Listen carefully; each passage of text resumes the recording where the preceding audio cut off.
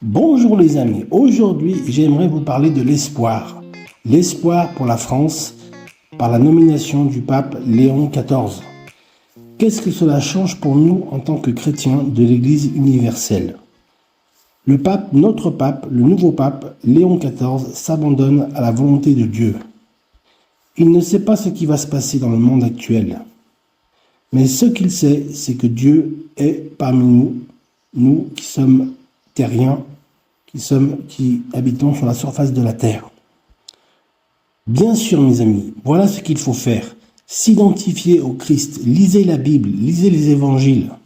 Surtout l'évangile de Luc et Matthieu. Vous verrez comment Jésus a utilisé son œuvre, sa mission, pour glorifier son Père. Peu importe qu'il y ait une guerre ou non, cela ne changera rien. Le cœur de l'homme a besoin d'être transformé, renouvelé et changé d'un cœur de pierre en cœur de chair, où le Seigneur et l'Esprit Saint peuvent déposer son amour, sa parole et son pardon. Nous, le corps de Christ, l'Église universelle, avons vraiment besoin de l'assistance de l'Esprit Saint que Dieu nous envoie maintenant. Mes amis, abandonnez-vous dans les bras de Jésus.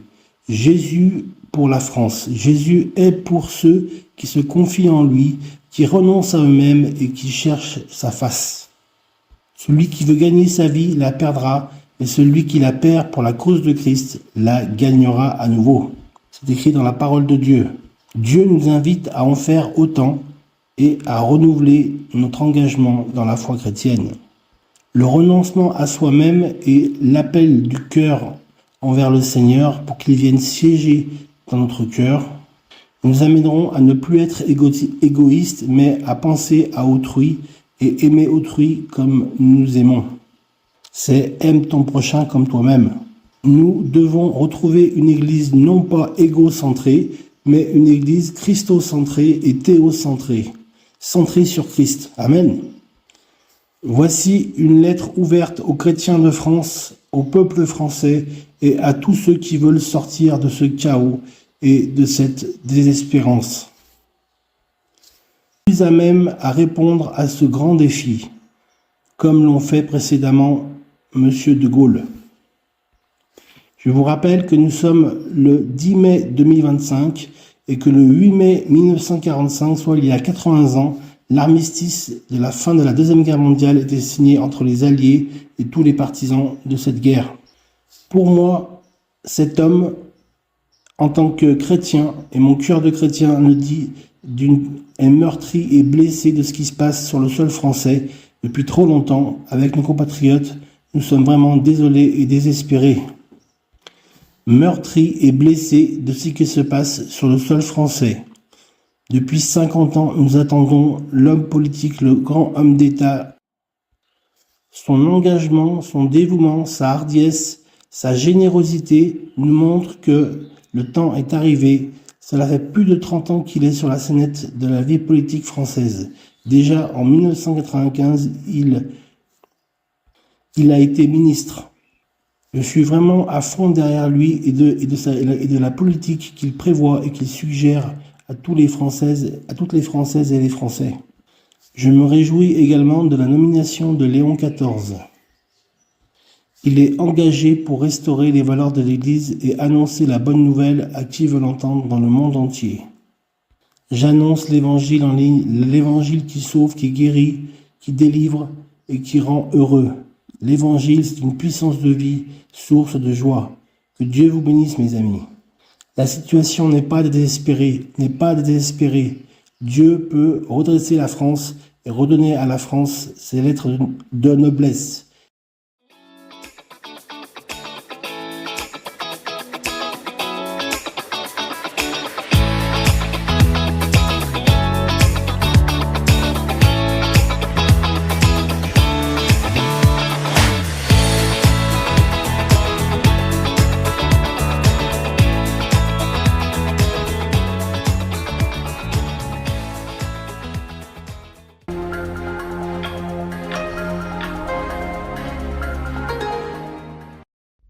C'était il y a plus de 20 000 ans.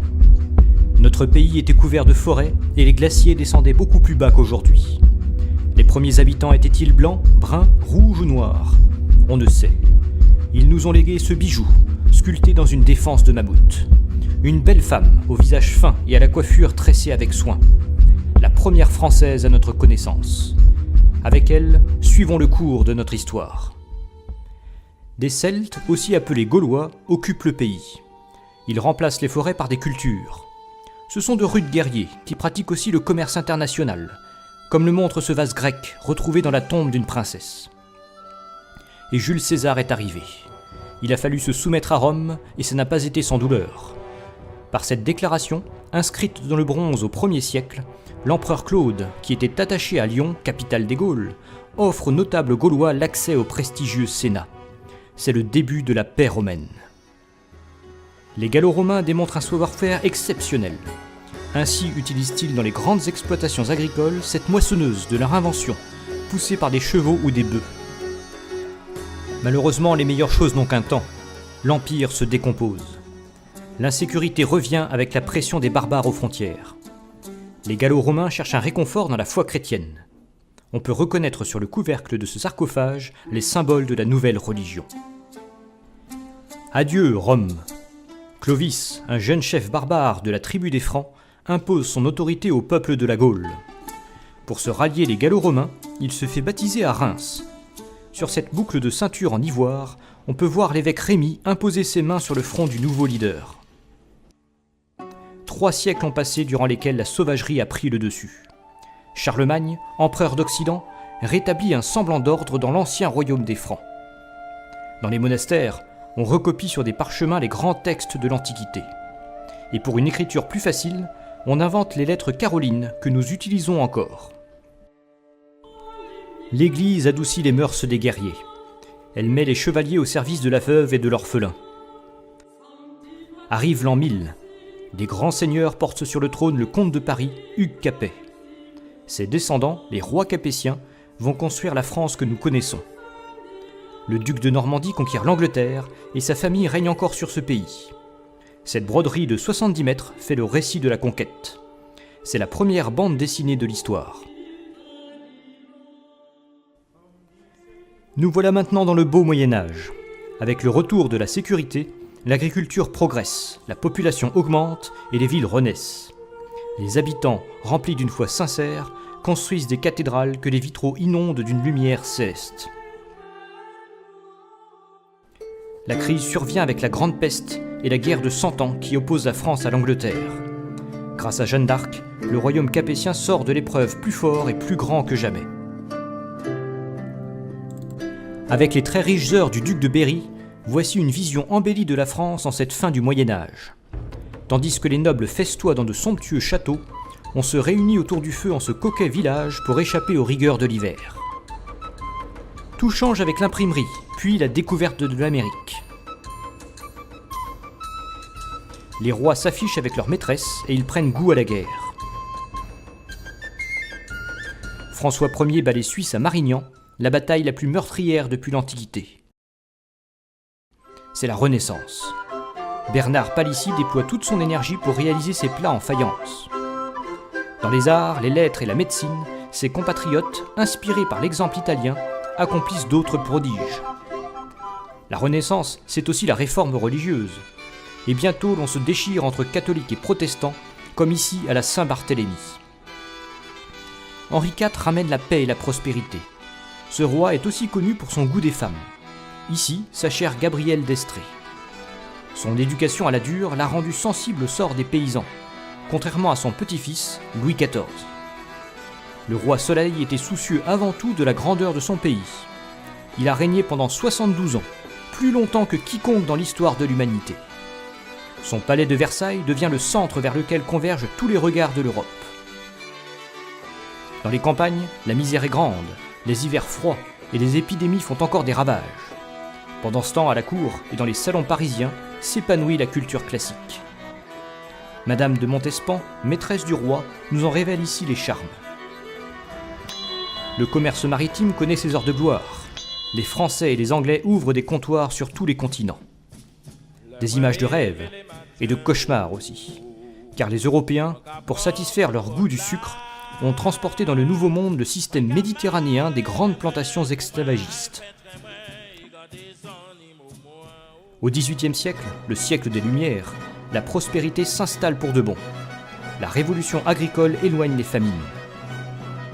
L'encyclopédie condense toutes les connaissances de l'époque. Dans les salons parisiens, comme ici celui de Madame Geoffrin, orné du buste de Voltaire, les philosophes refont le monde. 1789. Leur rêve est exaucé. Voici la Révolution française avec la Déclaration des droits de l'homme et du citoyen. Article 1er. Les hommes naissent et demeurent libres et égaux en droit. Les distinctions sociales ne peuvent être fondées que sur l'utilité commune. Pendant la Terreur, les révolutionnaires étendent ce principe à la peine de mort. Désormais, avec la guillotine, tous les condamnés, sans distinction de classe, auront la tête tranchée.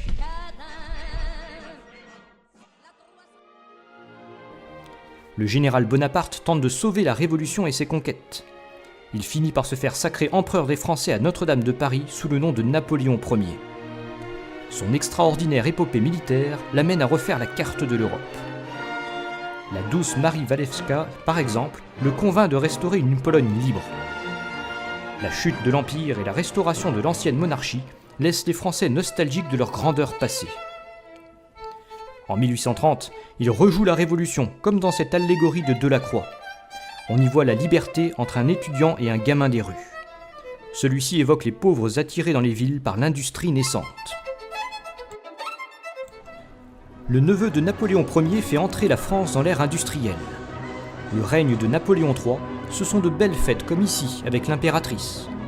Mais c'est surtout le chemin de fer, le crédit bancaire, le canal de Suez, et aussi quelques guerres malheureuses. Voici enfin la République pour de bon. Les Français commémorent le centenaire de la Grande Révolution avec la tour la plus haute jamais construite. Gustave Eiffel, mais aussi Louis Pasteur et feu Victor Hugo donnent à la France un prestige sans égal dans le monde. Portés par leur foi dans le progrès et la mission civilisatrice de la France, les républicains colonisent les dernières terres libres de la planète. Exaltante par certains côtés, la colonisation se soldera par un fiasco. Pourquoi a-t-il fallu que tout cela s'écroule un jour d'été 1914 ? Les Européens se jettent les uns contre les autres dans une grande guerre sans précédent.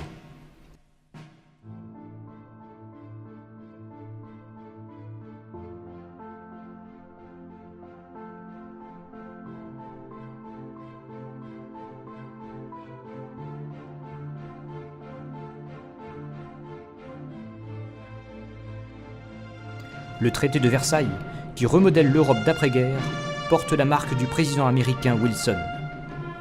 Les États-Unis, malgré une très tardive participation à la guerre, en sortent grands vainqueurs.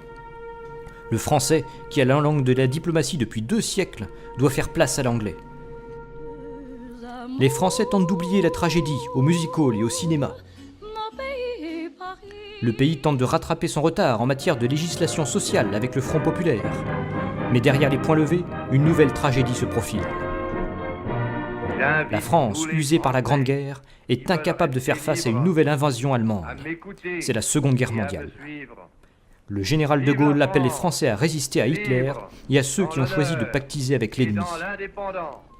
À la Libération, un miracle se produit.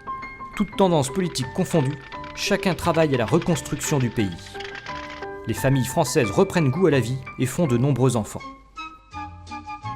La France, qui a misé sur la jeunesse et l'éducation, connaît de spectaculaires succès industriels.